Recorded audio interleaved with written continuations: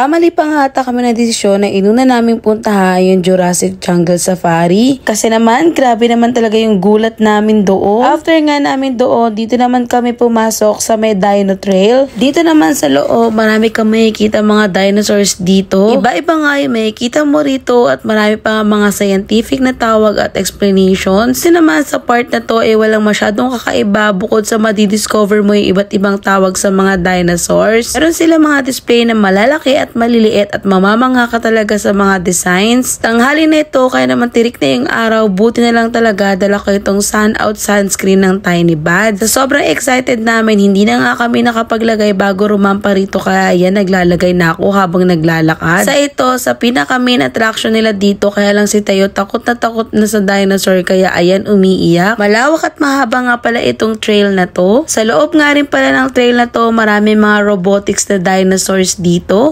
Sobrang tuwa nga namin, ayan, pati mga fur babies namin ay tinatry namin kung matatakot sila dito. Pero in fairness, hindi sila takot, pero si Teo pa ata yung natakot. Karugtong nga pala ng trail na to, ang pinaka-end activity dito ay itong Dino World of Fun. Tapos, meron sila mga designs na mga crack eggs dito at enjoy na enjoy si Teo maglaro.